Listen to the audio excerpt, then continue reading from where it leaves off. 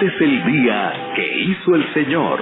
Centro de Formación Cristiano, CFC, presenta Solo por Gracia. Solo por Gracia. El devocional. Dios es imposible, inigualable, es invencible, no tengo temor, en mi corazón tienes el control. Hola, buenos días, les saluda Viviana Peña Blanco. Estamos a puertas de empezar la que es una de las semanas más trascendentales en la vida de aquellos que somos creyentes, de aquellos que nos llamamos cristianos. Y conmemorar el tiempo de Semana Santa es sencillamente que se llene nuestro corazón de alegría y regocijo, pero también de recogimiento al recordar los hechos increíblemente maravillosos que nuestro Creador, que nuestro Padre Dios decidió que se vivirían en ese tiempo como cumplimiento profético en la persona de Jesús, y es sentir el orgullo como hijos de un gran Salvador que es quien nos llama hoy día.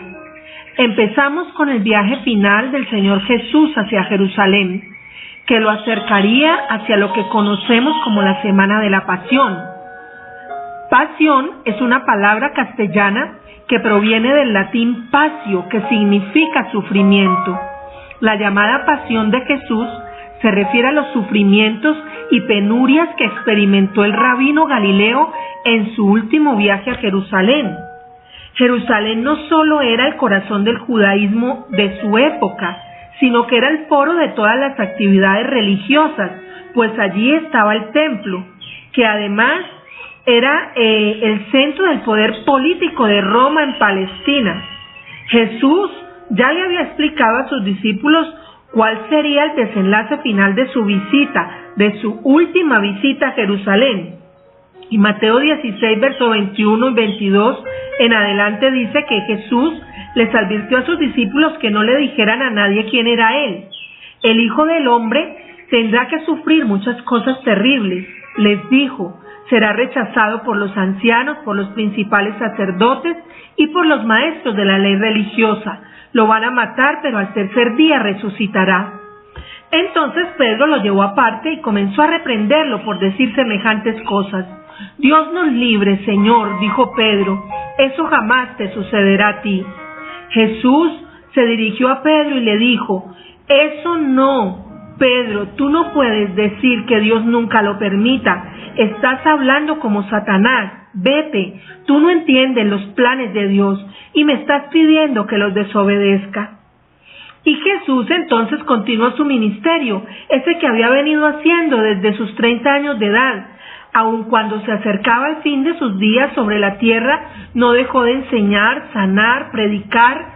Sanó un endemoniado, le devolvió la vista a unos ciegos, les enseñó a sus discípulos que el que se volviera tan humilde como el más pequeño era el más importante en el reino de los cielos. Les habló del perdón, de cómo corregir a los creyentes, habló del divorcio, del matrimonio, de los niños, del servicio. Agotó todos los temas, incluso se transfiguró estando con 3 de sus más cercanos, Pedro, Santiago y Juan. Es decir, Él les permitió ver un poco de gloria a aquellos que estaban más cerquita de Él.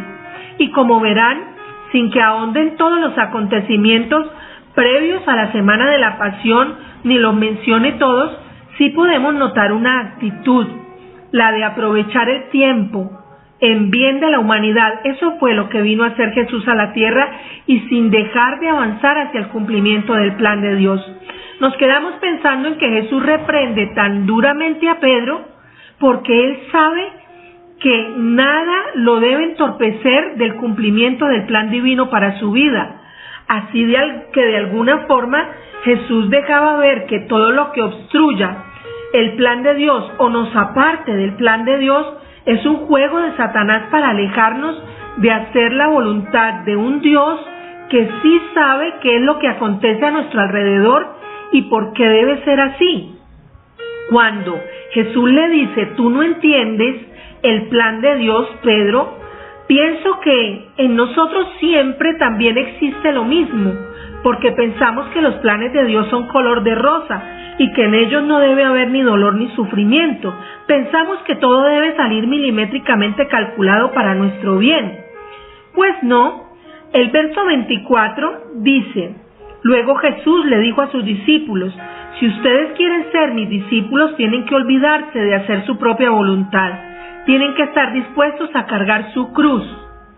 Mis queridos, la pregunta de hoy es: ¿qué queremos ser? ¿Seguidores a quienes no se les abren los tesoros del reino o discípulos que pueden conocer los planes de Dios? Esta semana, entonces, veremos día a día lo que aconteció en la vida de Jesús en el orden que se presentaron los hechos. Y esto nos va a llevar a amar y sentir más orgullo por el gran pastor que nosotros tenemos. Mientras tanto, yo me quedo cargando mi cruz y hago su voluntad para ver su gloria.